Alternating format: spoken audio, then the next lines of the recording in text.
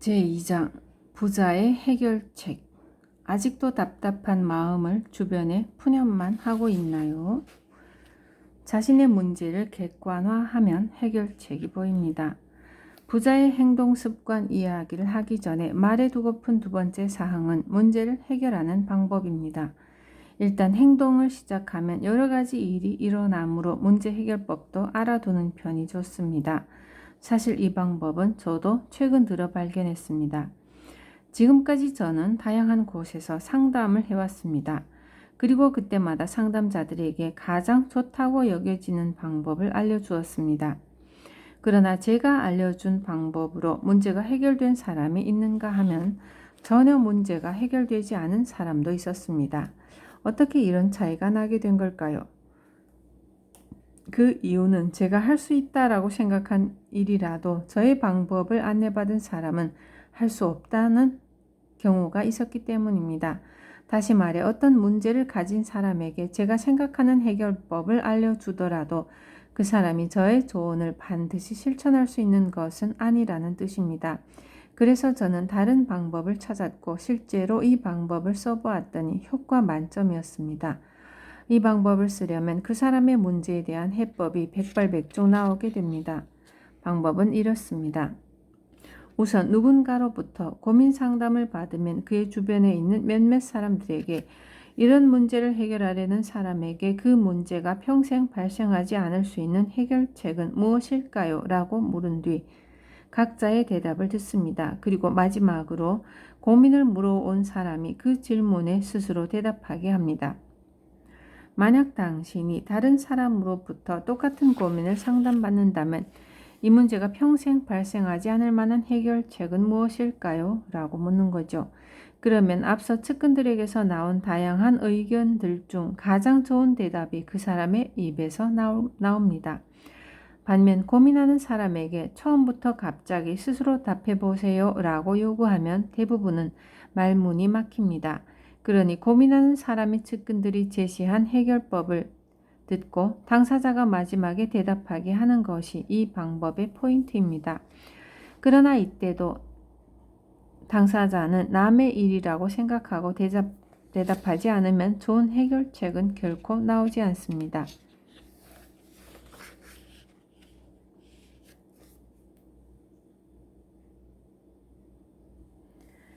해결하지 못하는 문제는 없습니다. 앞에서 설명한 방법으로 문제를 해결하면 어떤 이유로 좋은 해결책이 나오는 걸까요?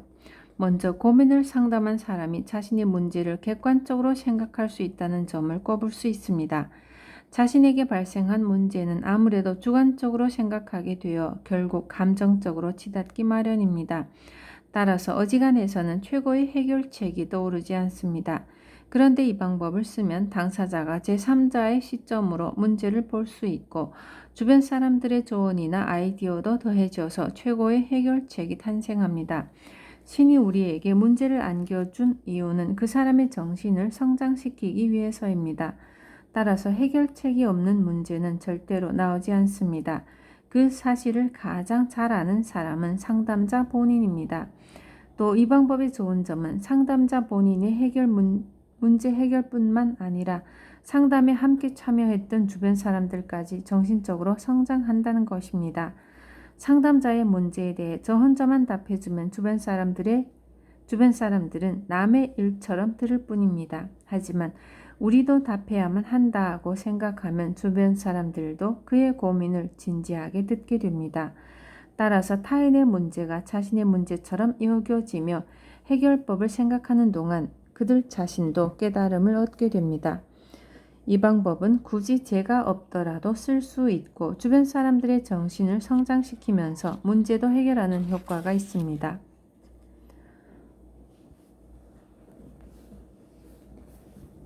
문제에 대해 생각하는 습관을 들이세요.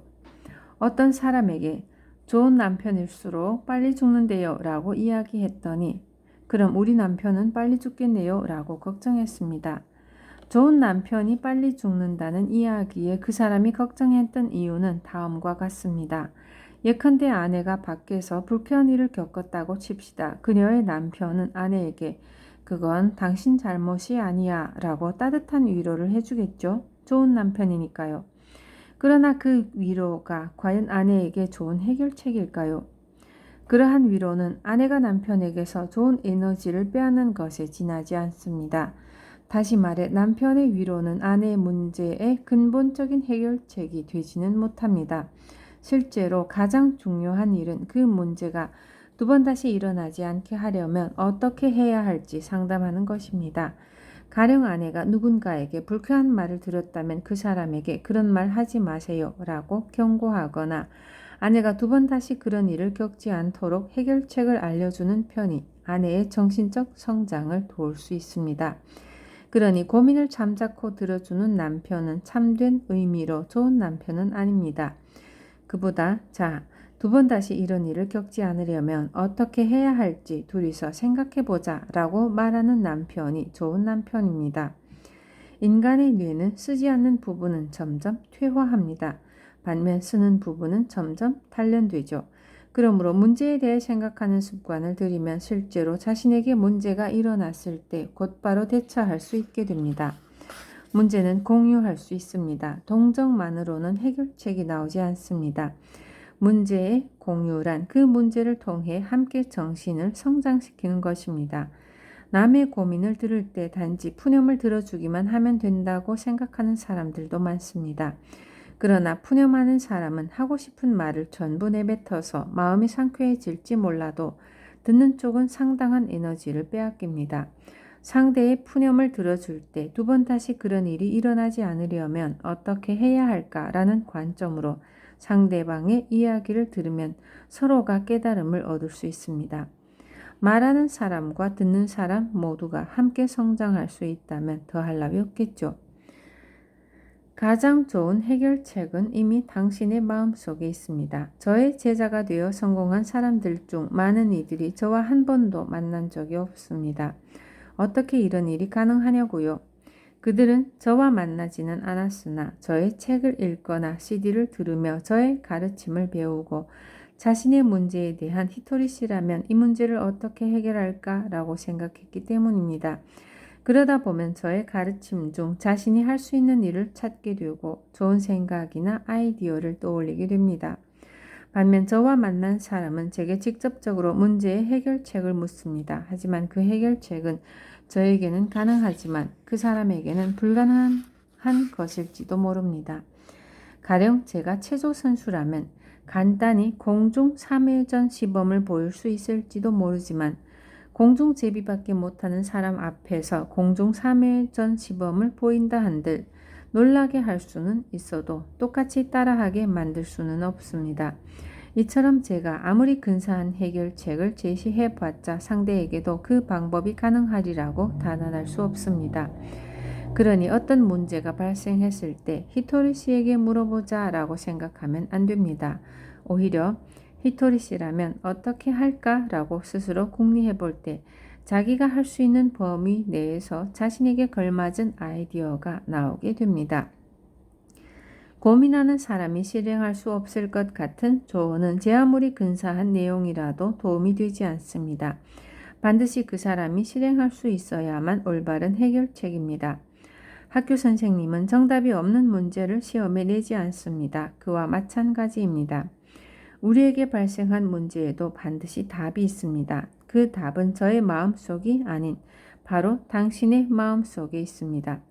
사람은 스스로 생각하는 만큼의 일만 할 수 있습니다. 또한 스스로 하나의 문제를 해결하면 한 뼘 더 성장하게 되고 한 단계 위의 문제를 풀 수 있게 됩니다.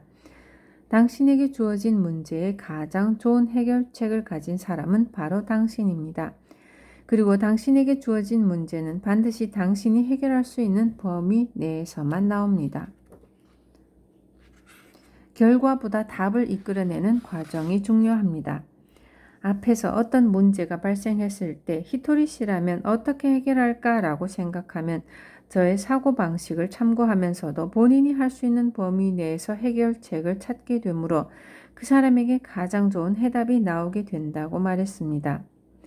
또 히토리 씨에게 직접 물어보는 편이 더 좋은 해답을 얻을 수 있겠지라고 생각하는 사람도 있지만 어떤 사람에게 문제가 주어지는 까닭은 그의 정신을 성장시키기 위해서라고도 했습니다. 점을 보는 것도 참고하는 정도라면 상관없지만 점괘에 이렇게 나왔으니까 라면 스스로의 생각을 멈춰버리면 안 됩니다. 설사 용하다고 평판이 자자한 점쟁이에게 점을 봤다 하더라도 점괘에 의존하여 스스로 해야 할 판단을 점쟁이에게 맡겨버리면 그 사람의 운세는 영원히 좋아지지 않습니다. 우리는 이 세상에 문제를 껴안고 고민하며 그에 휘둘리기 위해 태어난 것이 아닙니다. 각각의 문제를 해결하기 위해 태어났습니다. 다시 말해 우리는 자신의 문제를 스스로 해결함으로써 정신을 성장시키기 위해 이 세상에 태어났습니다. 그러니 신은 오직 당신이 해결할 수 있는 문제만을 냅니다. 가끔은 이런 어려운 문제도 못 풀겠어라고 말하고 싶은 경우도 있겠지만 해답은 반드시 당신의 마음속에 있습니다.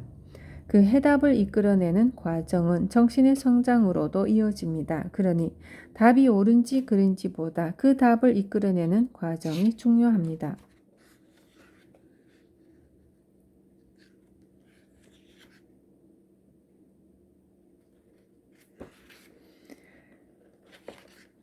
가령 덧셈과 뺄셈을 한창 배우는 중인 초등학교 1학년이 푸는 문제를 제가 방정식을 이용해 풀고 정답을 말한다면 그것은 틀린 해법입니다. 장사를 시작한 지 1년째인 사람에게는 장사 초보를 위한 답이 있기 마련입니다. 장사의 베테랑이 해결책을 제시한들 도움이 되지 않습니다. 두 사람은 상인으로서 기초 체력이 다르기 때문입니다. 실패란 단지 과정에 지나지 않습니다. 실패가 무섭다는 이유로 행동하지 않은 사람도 많습니다. 아마도 과거에 실패한 경험 때문에 그런 생각을 하는 거겠죠.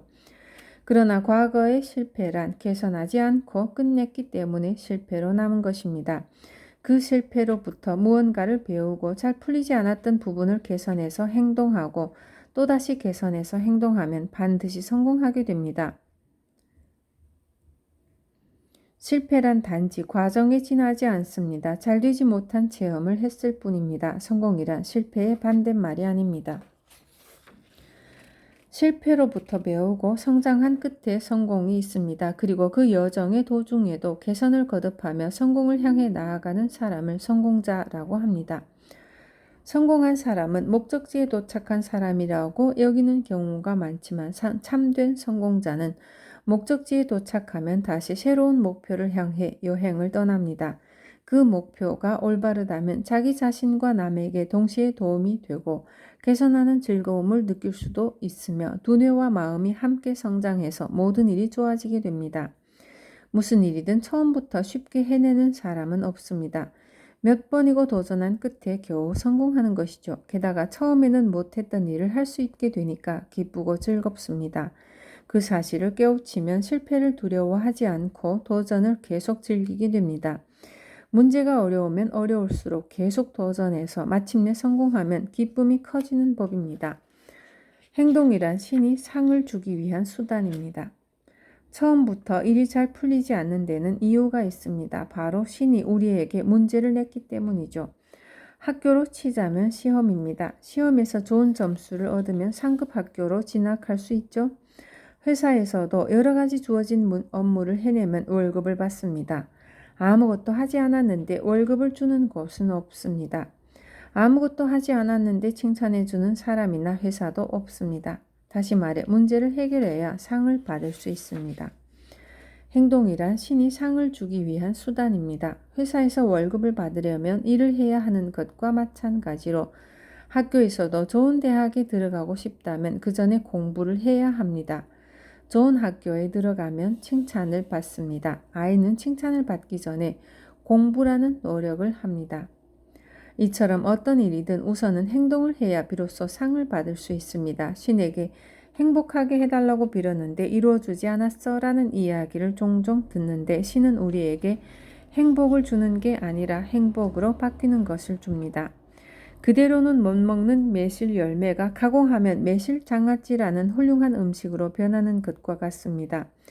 경영의 신이라고 불린 마스시타 전기산업의 창업자 마스시타 고노스케는 당신의 성공 비결은 무엇입니까? 라는 질문에 다음 3가지를 말했습니다.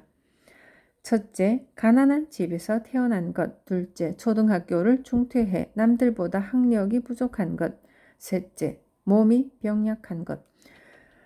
대부분의 사람들은 3가지를 성공하지 못한 이유로 들겠지만 마스시타 고노스케는 달랐습니다. 가난한 집에서 태어나 돈에 대한 집념이 있었기에 성공에 대한 강한 욕망을 유지할 수 있었습니다. 초등학교를 중퇴했기에 남의 말을 듣고 배우는 습관이 몸에 배어 있었습니다. 몸이 약해서 남의 도움을 받아 성과를 올리는 방법을 늘 궁리하다 보니 사람을 다루는 법이 능숙해졌습니다. 그는 자신에게 주어진 고난을 스스로 성공의 씨앗으로 바꾼 것입니다. 작심삼일도 계속 이어가면 성공할 수 있습니다. 행동이란 남과 비교하는 것이 아닙니다. 행동은 언제나 자신에 대한 도전입니다. 만약 당신이 덜렁이라면 우선은 자신이 그렇다는 사실을 알아야 합니다. 덜렁거리는 당신이 행동하면 처음에는 금방 성공하지 않을 테죠. 그렇다면 부족했던 부분을 개선하면 됩니다. 저는 뭘 하든 금방 질려요 라거나 항상 작심삼일로 끝나요 라는 사람이라면 일장에서 제가 썼듯 작심삼일을 목표로 하면 됩니다. 그래서 나흘간 행동이 이어졌다면 그때 다시 개선점을 찾으면 됩니다. 여기서 중요한 점은 행동과 개선에 성공할 때까지 멈추지 않는 것입니다. 성공은 매우 간단한 구조로 되어 있습니다. 이 간단한 구조를 납득하기만 하면 아무리 덜렁거리거나 금방 실증내는 사람이라도 반드시 성공할 수 있습니다.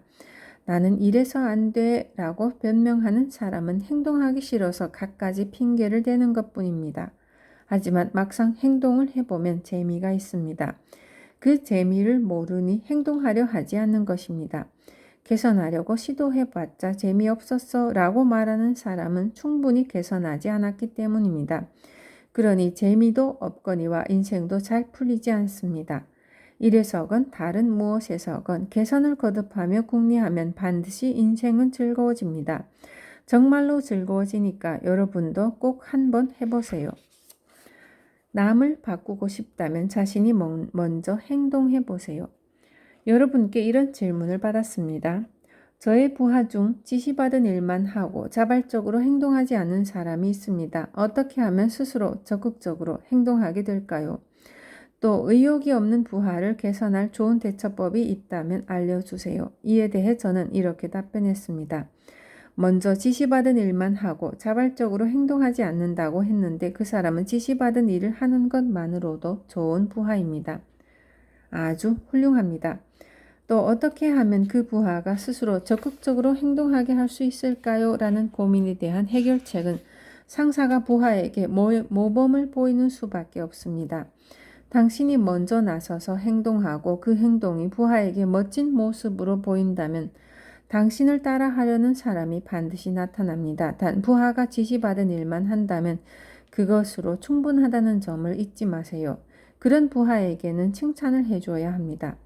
지시받은 일만 하면 어떻게? 라고 화내기보다 지시받은 일을 제대로 해내다니 훌륭하군 이라고 칭찬해주는 편이 그 사람의 성장에 많은 도움을 줍니다.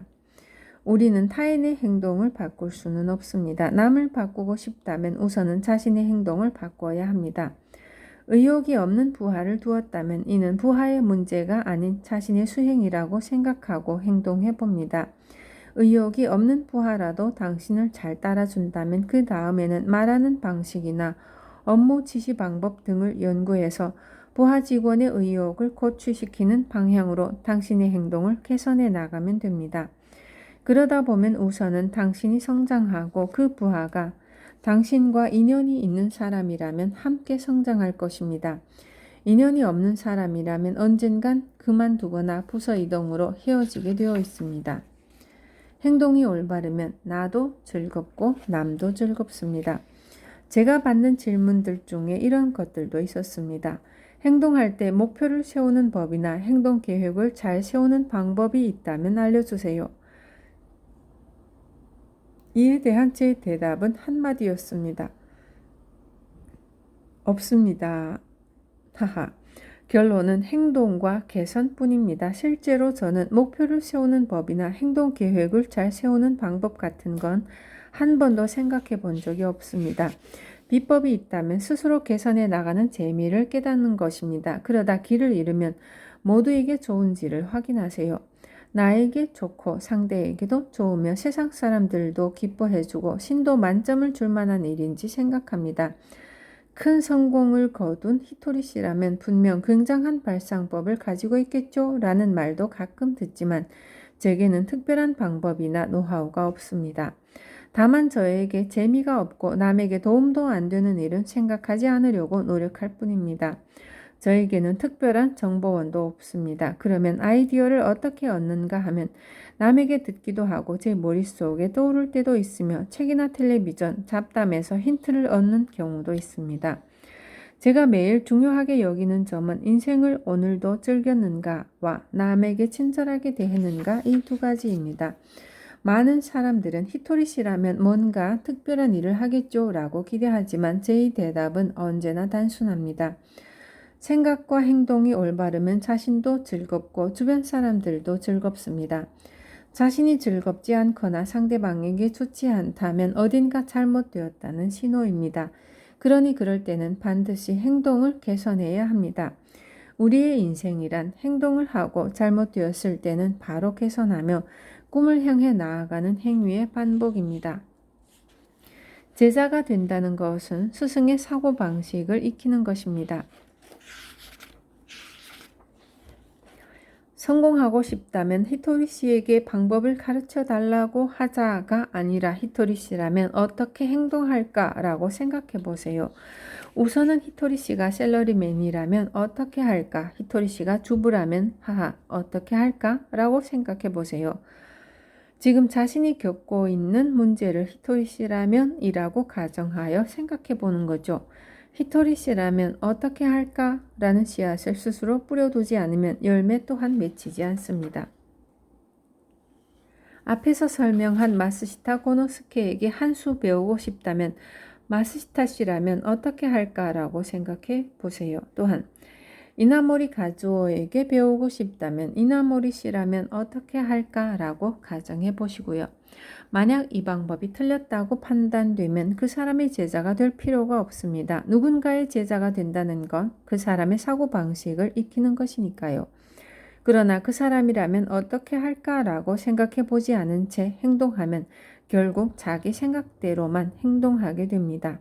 그리고 지금껏 성공하지 못한 자신의 생각대로 행동한들 잘 될 가능성이 매우 낮습니다. 세상의 불황과 자신의 불황은 별개입니다. 이 세상은 풍요로움으로 넘치고 있습니다. 신은 인심이 후하답니다. 이 사실을 염두에 두지 않고 요즘은 심한 불경기야 라고 말하면 자신의 주변에 불안의 파동을 내뿜게 됩니다. 인간은 자기가 뿌린 대로 거두는 존재니까요. 세상이 냉혹해 라고 말하는 사람에게는 냉혹한 일만 일어납니다. 그러니 그는 세상이 냉혹하게 느껴지겠죠. 이 세상에는 인과 법칙이 존재합니다. 어떤 일의 결과에는 반드시 원인이 존재하기 마련입니다. 돈이 없어 라고 말하는 사람들은 대체로 돈 쓰기를 좋아합니다. 그래서 있는 대로 써대니 돈이 남아나지 않습니다. 저금을 좋아하는 사람에게는 반드시 모아둔 돈이 있습니다. 세상의 불황과 당신의 불황은 별개의 문제입니다.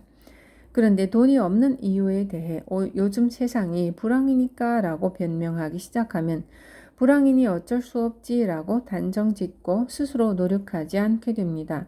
이렇게 해서는 결코 일이 풀리지 않습니다. 우리에게 주어진 문제는 어떤 문제라도 반드시 해결할 수 있습니다. 부모와 자식은 각자 성장합니다. 예전에 어떤 사람이 딸이 수험 공부 때문에 신경질적이고 거칠게 변했어요. 어떻게 하면 좋을까요? 라며 고민을 상담해 왔습니다. 실제로 이런 상담은 아주 흔합니다. 아무리 자기 자식이라도 해줄 수 있는 일과 해줄 수 없는 일이 있는 법이죠. 아이를 안락한 집에서 살게 해주거나 삼시세끼를 먹여줄 수는 있어도 아이의 행복까지 부모가 모두 책임질 수는 없습니다. 그러므로 저는 따님에게는 따님 스스로 정신적으로 성장할 수 있는 몫이 있으니까 당신은 당신의 정신적 성장에 대해 고민하세요 라고 조언하지만 대다수의 사람들은 이를 실행에 옮기기 어려워합니다.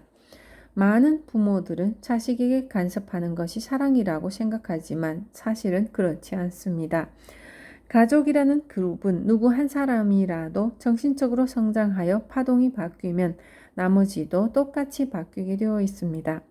그런데 부모가 스스로 변하려 하지 않고 아이만 변화시키려고 하니 그 방법이 잘못되었다는 사실을 깨닫게 하기 위해 힘겨운 일들이 연달아 일어나는 것입니다. 딸은 나름대로 배우고 있습니다. 그런 시기니까요. 그러니 부모는 딸을 믿어주면서 자신의 정신을 성장시키는 일에 힘써야 합니다. 석가모니는 인류 중 한 명 자기 자신만이라도 깨달음을 얻고자 했습니다. 그 결과 많은 사람을 구원할 수 있었죠. 만약 석가모니가 스스로 깨치기 전에 남을 깨우쳐 주려 했다면 자신의 깨달음에 도달하지 못한 채 시끄러운 동네 아저씨로 끝났을지도 모릅니다. 아무리 가족이라고 해도 딸에게 해당되는 정신적 성장의 몫이 따로 있습니다. 그리고 부모에게도 그에 맞는 정신적 성장의 몫이 있습니다. 어떤 문제에 대해 머리를 맞대고 생각하는 일은 매우 중요합니다. 왜냐하면 그 과정에서 모두 함께 정신적으로 성장할 수 있기 때문입니다. 많은 사람들이 자신은 바꾸지 않은 채 상대를 바꾸려 합니다. 그러면 신의 법칙에 위배되므로 일이 잘 풀리지 않습니다. 그러니 모두 이 문제를 통해 정신적으로 성장하면서도 같은 일이 다시는 발생하지 않게 하려면 어떻게 해야 할까에 대해 함께 궁리해야 합니다. 그러면 모두의 정신이 함께 성장하게 됩니다. 사랑은 결국 용서입니다. 우리는 행복해지기 위해 태어났습니다. 행복해지는 것은 권리가 아닌 의무입니다. 그런데도 행복해지지 않는 사람들이 주변에 많습니다. 왜냐하면 그들은 스스로의 정신을 성장시키기 위해 이 세상에 태어났음에도 불구하고 남을 우선시했기 때문입니다. 어떤 면에서 보면 이와 같은 행동이 올바른 태도처럼 느껴질지도 모르지만 사실 그 사람은 게으름을 피우고 있는 것입니다. 우리는 각자가 스스로의 정신을 성장시켜야 합니다. 정신의 성장이란 무엇입니까? 라고 묻는다면 그것은 사랑입니다. 사랑이란 무엇입니까? 라고 묻는다면 그것은 용서입니다. 그러므로 한심한 자신을 용서해야 합니다. 내게 심술 굳게 군 사람을 용서해야 합니다. 그렇게 주변 사람부터 용서를 해나가다 보면 점점 마음의 때가 벗겨지게 됩니다. 사랑한다는 것은 무엇입니까? 라고 묻는다면 그 답은 자신을 용서하는 것, 용서할 수 없는 사람을 용서하는 것, 나와 삶의 방식이 다른 사람을 용서하는 것, 사고방식이 다른 사람을 용서하는 것입니다. 용서할 수 없는 사람이 나타나면 그를 용서하지 못하는 자신을 용서해야 합니다. 그렇게 용서하고 용서하다 보면 점점 정신적으로 성장해서 인간은 신에 가까워지게 됩니다. 자주 싸우거나 종종 사고를 내는 사람에게 왠지 모르게 자주 싸움을 벌이거나 종종 사고를 내는 사람이 읊어보았으면 하는 말이 있습니다. 바로 이것입니다. 나를 좀 더 용서하겠습니다. 당신이 이 말을 읊고서도 아무것도 느끼지 못했다면 그저 주의가 부족한 탓입니다. 하지만 이 말을 읊었을 때 무언가가 느껴진다면 그것은 당신이 스스로에게 죄책감을 느끼고 있거나 자신의 일부분을 용서하지 못했다는 뜻입니다. 그러나 당신이 그렇게 된 데는 나름대로 오랜 역사가 있으며 당신은 그런 사고방식으로 스스로를 지켜왔습니다. 그러니 나를 좀 더 용서하겠습니다 라고 말해보세요. 나를 좀 더 용서하겠습니다 라고 하루에 10번 말하고 이를 습관 삼아 오랜 기간 매일 반복하다 보면 고작 이런 걸 그동안 용서하지 못했다니 라는 생각이 들게 됩니다. 또한 자신이 용서할 수 없었던 부분에 대해서도 알게 되어 기분이 몹시 편해집니다. 세간의 이목을 지나치게 신경 썼다거나 불필요하게 자신을 궁지로 몰아넣었다거나 자신을 속박했던 일들을 나를 좀 더 용서하겠습니다 라는 말로 표현하고 나면 마음이 해방되고 한결 편해집니다. 이 말 외에도 이 책의 여러 가지 문장 중 당신에게 맞는 문장을 골라서 읊으면 됩니다. 문장을 읊어서 기분이 좋아지거나 마음이 가벼워진다면 그것이 당신에게 잘 맞는 문장입니다. 그러니 계속 반복해서 읊어보세요.